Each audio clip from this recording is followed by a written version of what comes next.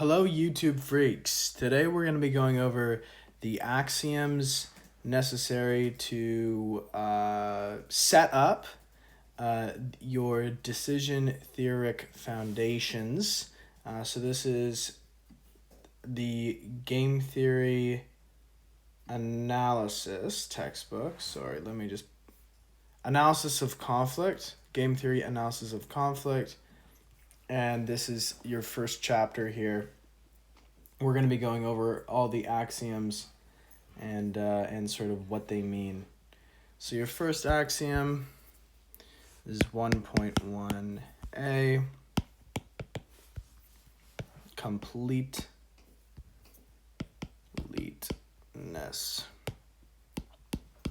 So this is essentially saying you have F, which is... We're going to go over the notation as well. I'm going to be a little slow at it because this is newish to me.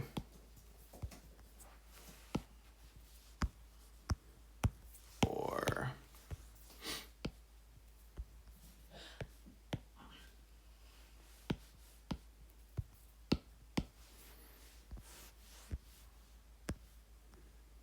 so essentially, this looks similar. This symbol here looks similar to your greater or equal. It's different in that it's to do with preference. So it should look more like that. And essentially, it would be F is more preferable or equally as preferable to G under any event S. So you have your set S or your event S, and these two acts. Oh my God. Sorry, I'm making soup out of my words today. F and G in this definition are acts, and S is your event. Okay, and then this symbol right here, kind of more curvy, is kind of like your greater equals, except now it's more preferable or equally as preferable. And then I believe we have a different line. Yes, this squiggly right here is equally as valuable, or as wanted, perhaps.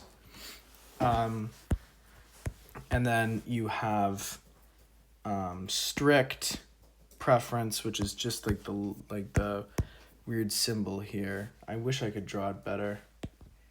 This is strict, so if you had, give me one moment.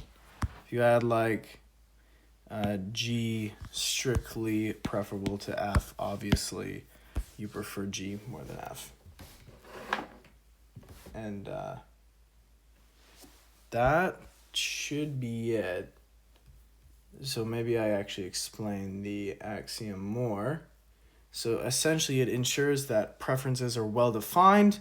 So that means there are no situations where the agent says, I don't know, or refuses to compare two options.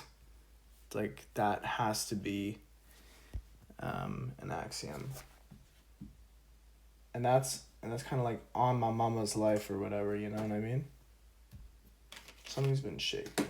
Fix it. Okay. Okay, so the next axiom, 1.1b,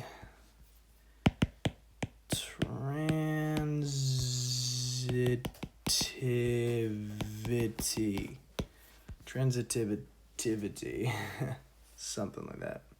Transitivity. Yeah, it's a lot of I's, you know? What does that mean? I'm not going to write my F like that in if.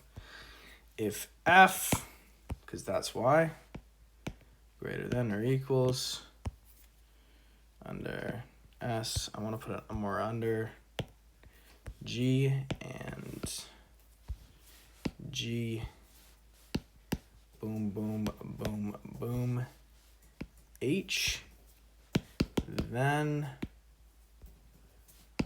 F, boom, boom, boom, boom, H.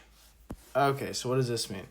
So meaning, if the agent prefers F to G, this kind of weak preference, this would be a weak one, and then like just this would be like a strict one, or like I guess maybe like a strong one, then they must also prefer F to H, because they're preferring F to G, and they prefer G to H, and therefore they must prefer F to H.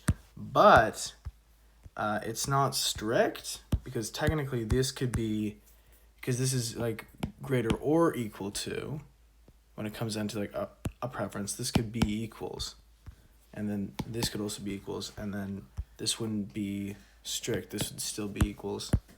And I hope that made a little bit of sense. So this ensures that the agent's preferences are logically consistent. This one's pretty straightforward. I feel like I don't want to spend too long. Again, it's mainly the notation that you're going to want to get comfy with, but yeah, this is why we're doing it.